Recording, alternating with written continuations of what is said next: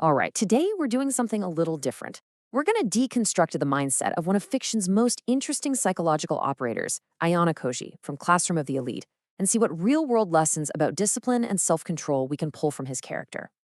And that's really the big question here, isn't it? Can you actually take the blueprint of a character like this super composed, strategic thinker, and apply the techniques to your own life? Well, the source material we're digging into suggests that, yeah, you absolutely can. Look, the goal isn't to become some kind of clone, but to understand the mechanics behind that control. So, where do we even begin? Well, it all starts from the inside out. Before you can project anything to the world, you have to get a handle on your own internal state. This is the absolute foundation. The core principle is this idea of emotional detachment. Now, this isn't about being an emotionless robot, not at all. It's about building that skill to just step back, look at your feelings like they're bits of data, and then choose how you're going to respond logically instead of letting your impulses make the decision for you. And you can see the difference so clearly here.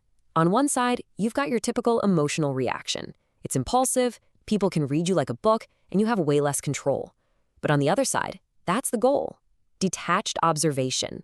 That leads to deliberate, thought-out actions, it makes you unreadable, and it gives you so much more control over any situation. So the result of all that internal work, it's huge. That famous poker face isn't just a mask you put on. It's the natural outcome of having genuine calm and control on the inside. It's basically a sign that you're in the driver's seat, psychologically speaking.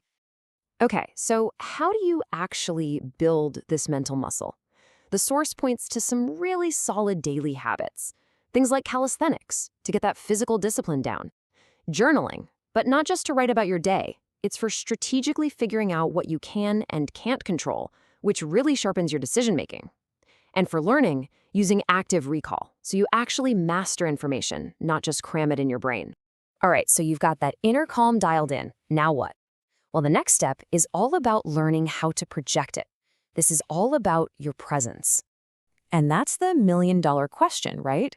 You can feel totally calm on the inside, but if you don't communicate it, you lose that advantage. The key is all in how you carry yourself and, maybe most importantly, how you speak. There's this 3-step method that is just incredibly powerful.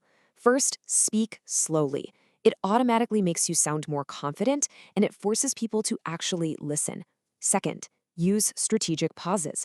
You know, a well-timed silence can be way more powerful than words. It grabs attention and makes your next words count. And third, and this is a big one, stop over-explaining everything. Say what you mean clearly and simply. It just shows you're secure. And it's not just what you say, it's your whole vibe. You want to maintain a strong posture. Use a controlled, even tone. Avoid nervous habits like fidgeting or fake smiling. And a huge one in our world today, get off your phone when you're with people. Be present. Observe what's going on around you. It sends a powerful message that you're in control and that you value the moment. This brings us to the most complex and, yeah, maybe the most controversial part of this whole persona, the strategic use of manipulation. Okay, but we have to be super clear about what we mean by manipulation here. We're not talking about scams where somebody obviously loses out. In this context, manipulation is about influencing people and situations so that the other person feels like they're getting a benefit too. It creates what looks like a win-win, at least from their point of view. So the source material lays out this toolkit, basically 7 pillars to work with. It starts with sharp observation, noticing little things like body language. Then you've got framing, which is about controlling the story.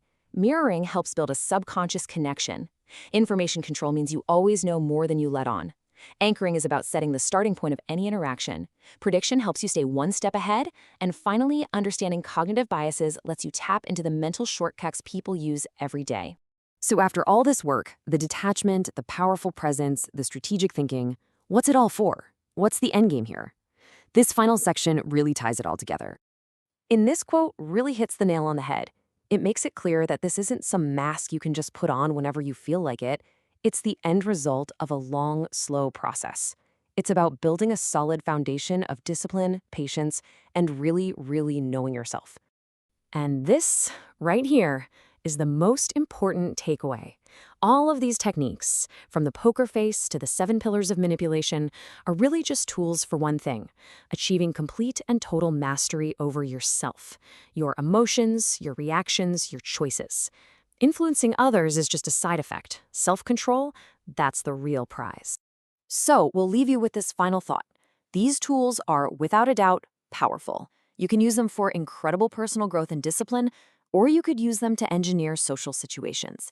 The question you have to ask is, where do you draw that line for yourself? Because, the answer to that, it says a lot about who you are.